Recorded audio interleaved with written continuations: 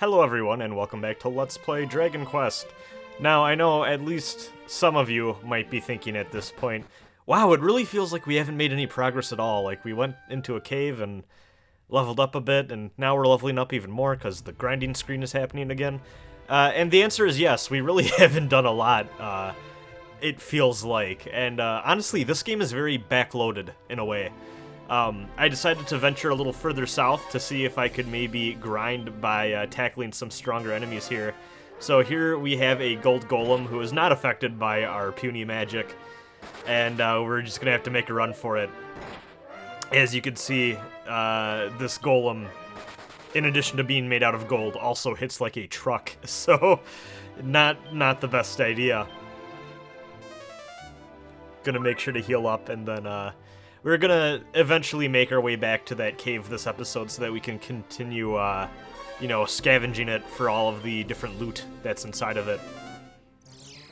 Now this is the first enemy that we've encountered that uses the fizzle spell, which one that hits means that for a extended period of time, I don't even know if, it might just be the rest of the fight, we can no longer use magic of any kind. So obviously that puts us in a bit of a bind, especially if we can only really damage these stronger enemies with stuff like Sizz. So we just decided to get the fuck out of there. And now, this was me being a buffoon, where instead of doubling back around, I realized I accidentally crossed the bridge again into an even tougher part of the map. We're reaching kind of late game territory there. Luckily, I only encountered a golem. I think I technically could have encountered something even more powerful after I crossed that bridge, but I doubled back around, and yeah, now we're back in the safety zone here with this crappy swamp and the cave to the east. But yeah, we grinded up as much as we need to, so we're going to go back to town real quick and I imagine heal up a little bit. I think we have bought everything we need in terms of equipment right now. I could be misremembering, but yeah, just decided to show the trip back just because, as I said, I want to make sure that I'm communicating to the viewer kind of what the world map layout looks like and the direction you need to walk. Because, like right here you have this this mountain range that you kind of need to make your way through, and just want to communicate to people what this world kind of looks like, so that people don't get lost if you're playing along with me. I highly recommend you play along with me. I know I say that every Let's Play, but, this game is, I don't think, as intimidating as people may think it is, especially because you don't really ever lose progress. Like, the only penalty for really dying is losing gold, which you can always grind back up, which, if you're short on time, maybe that's not fun, I understand, but even then, I don't know. I don't think I mind grinding as much as a lot of folks do, though I understand why it's not everyone's liking. It's very easy for me, especially when I played this game and I had to stop to grind. I just throw on like a 30-minute podcast or something and learn a little bit about the Enlightenment or God knows whatever else. I've listened to a lot of stuff you should know, and just kind of go to town on listening to podcasts while mindlessly mashing the attack button. And that can be kind of fun in its own way, just dealing with very weak enemies, slowly seeing your gold and your experience points go up, and I don't know, I find it kind of relaxing sometimes, even though some people find it really monotonous and boring. Some towns in this game you can go out of bounds and kind of explore. You may have noticed me either in episode 1 or episode 2 going in and out of that of Galenholm to try to, basically what I was doing there, I was trying to see if there was any secrets off to the edges that I wasn't remembering, but Galenholm is actually one where you don't really go out of bounds.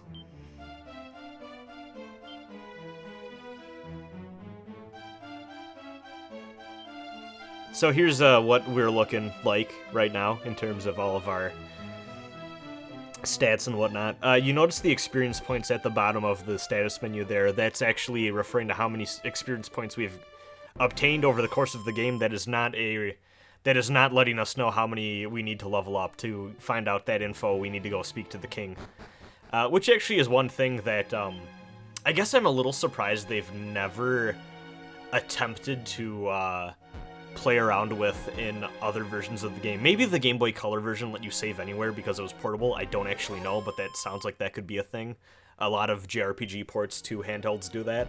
But yeah, you have to, at least in the console versions, you have to go all the way back to the king if you want to go and save. So can be a little annoying having to make your way all the way back, especially as you get further along in the game and you're kind of going up and around to the southern parts of the map. And you gotta just walk all that way. Though fortunately the Chimera Wing does let you automatically teleport back, and we will actually get a spell in a little bit. Actually, quite a while. It's kind of towards the middle of the game. That'll basically mimics the effect of the Chimera Wing. It's a spell called Zoom.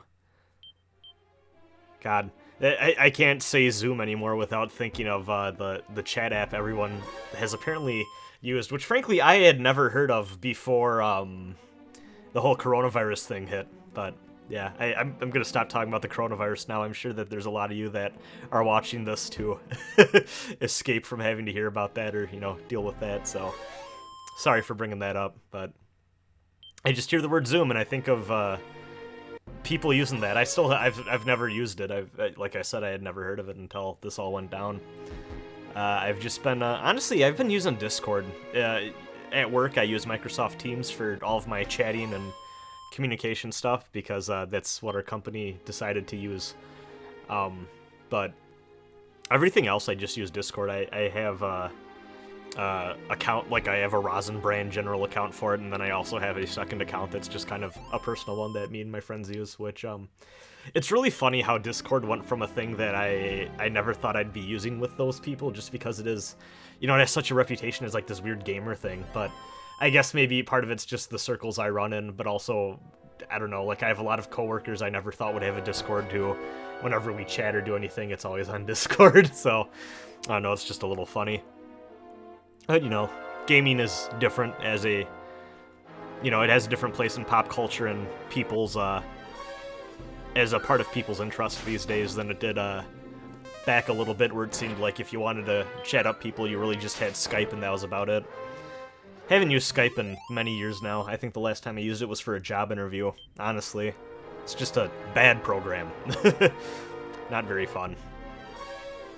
So yeah, now that we have a little bit more MP, and we've geared up a little bit better with the loot we plundered, we can deal with these fight guys and those ledgermen, or whatever they were called again. I looked at their name, and then I immediately forgot again.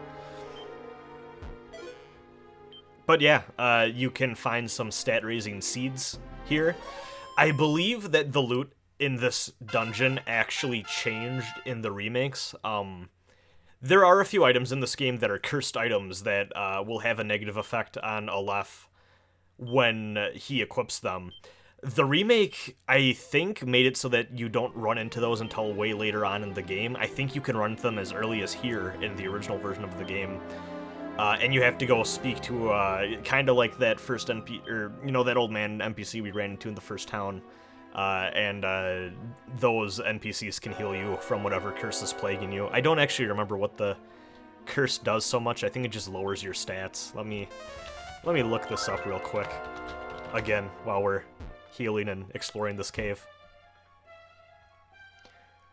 Yeah, it's just like a bunch of random effects. Like there's one that makes it so that the character will sometimes just like not move in battle, it seems like, and stuff like that. So just negative effects you want to avoid, but luckily if you're playing the remakes, it's a lot less of a concern. So yeah, we just grabbed the warrior's ring here from this fancy looking chest in this fancy room. Look, there's 4 gargoyle statues guarding this thing. There's a fancy rug leading up to it, and according to the item description, it was the ring that belonged to one of Granddad Erdrick's best friends. So seems pretty important, right? Well, yeah, you know, it seems like it is, but before we talk about that, we have to talk about this thing. Honestly, if I saw that damn thing in my living room, I'd stomp on it until it was a small brown stain. Jesus Christ, it's so ugly. Just kill it. It's nasty. It's not even strong, it's just nasty. Don't want to look at it anymore. Ugh. Thing looked like it wanted to speak to my manager and ask about why it can't use 3 coupons in one trip. God. But yeah. And also there's an iron shield here, so technically if you really want to, you don't need to grind up for the iron shield, but I usually do it anyways just because, you know, again, I don't mind the grinding, and yeah, I don't know. I just like to spend the time to just get it that way. So we're going to go back and we can sell that additional iron shield and get a little bit of extra gold for future endeavors. No harm in that. But yeah, the Warrior's Ring. So, like the Dragon Scale, another accessory you can equip.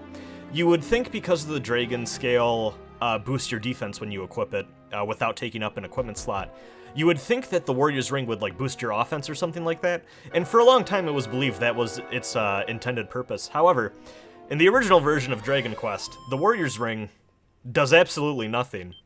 It affects one conversation in the game with one NPC in a town we will get to later on.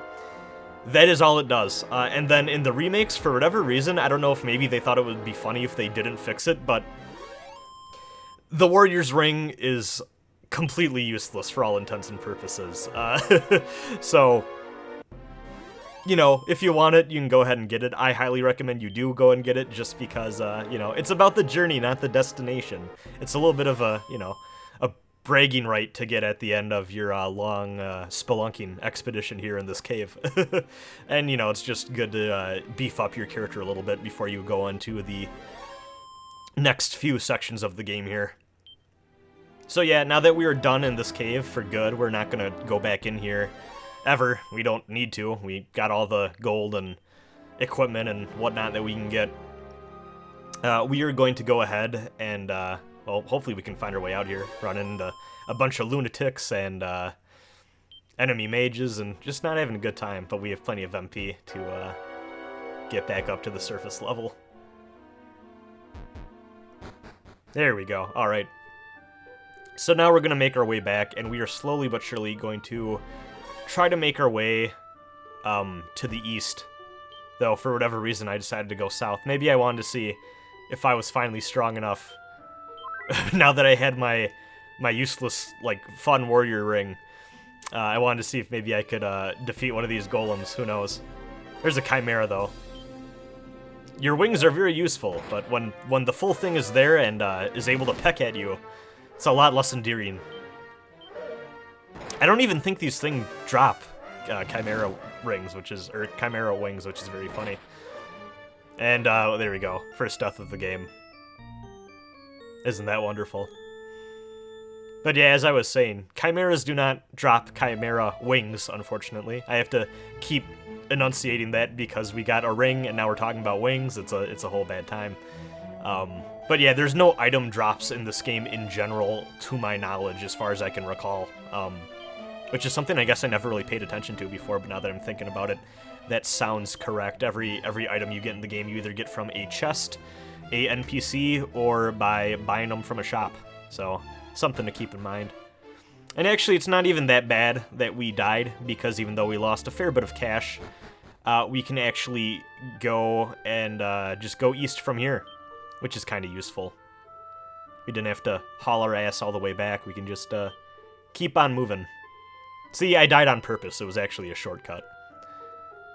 What I really should have done, and I think I do later on in the playthrough, is that inn where you can deposit your money in the first town is also where you can go to deposit your items that you don't need anymore. And you actually have a pretty limited inventory space-wise. So I highly recommend that you get rid of the Warrior's Ring as soon as you get it. I think you can actually just discard it too, but I kept it. Yeah, honestly, the the Warrior's Ring is just not worth having on your person. It just takes up a slot.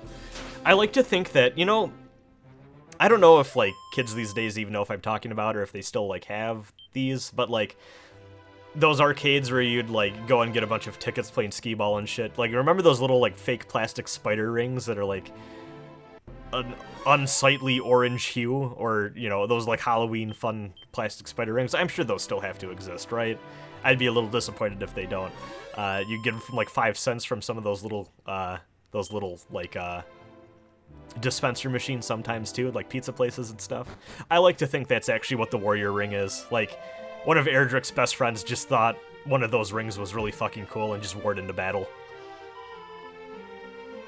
Here we go, we got to our third town in the game here, which is very nice. Everyone's hanging out around the well, as you do back in the day, I suppose. I don't know if the well was the cool meeting place. I think that was more the pub. But we're gonna need to go to Rimmeldar to the south. But, we can't get there just yet.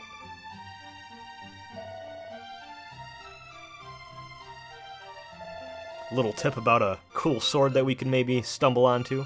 I wonder if we'll ever find the sword that man is talking about. It's the one rule of RPGs. Every rumor from any NPC, there's some degree of truth to it, no matter what. No one's ever wrong. It's always a hint to something that you should pay attention to.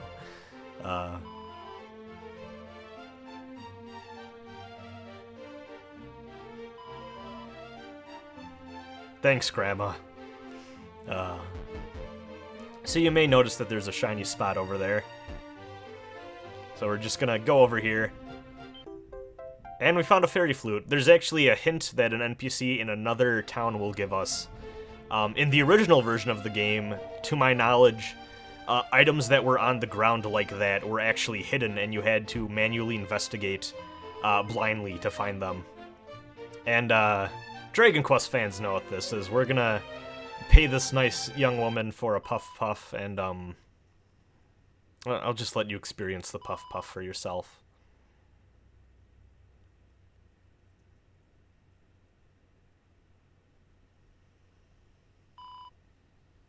It's a lot of puffing.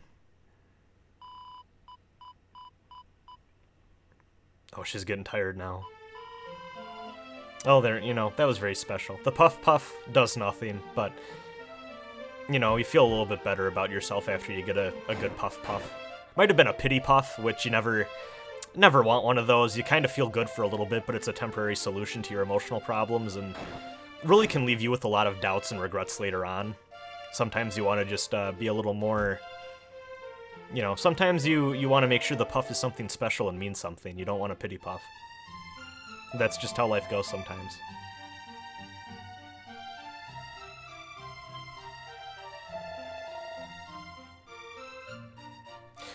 Languisheth is just a word I don't want anyone to ever use.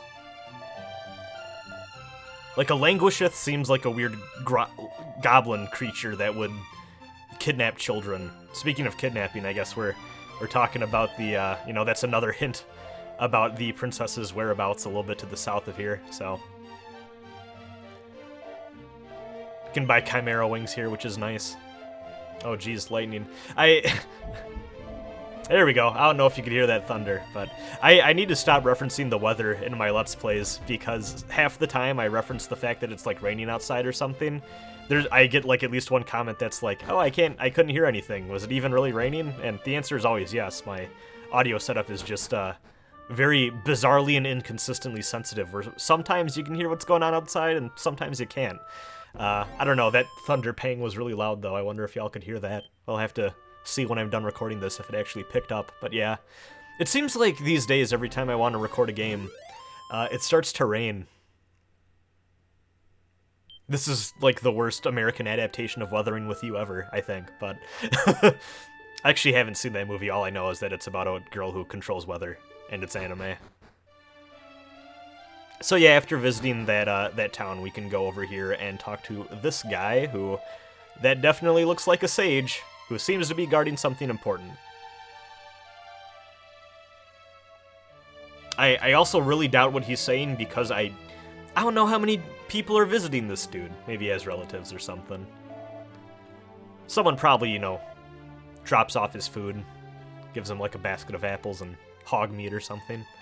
I don't know why my go-to was hog meat there, but I like to imagine that Alefgard is just full of wild boar,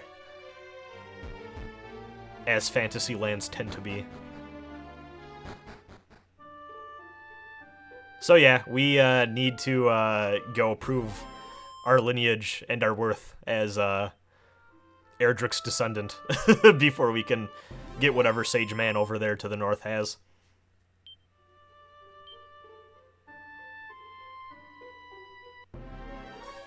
And yeah, encounter rate in this game can sometimes be a little ridiculous, but what can you do? It's an old game. It's like that sometimes. So yeah, we are going to continue exploring and making our way down to the southern part of the eastern part of the map, so kind of to the southeast here. But before we do that, we should go rest up at the inn. So I actually don't know. Yeah, talk to this guy. Oh, geez. Oof. A little, not sure if I want to share a bed next to that guy. It's a little personal, buddy. Sweet dreams, I guess, but don't want to share them with you. Have a good one, everyone. Bye.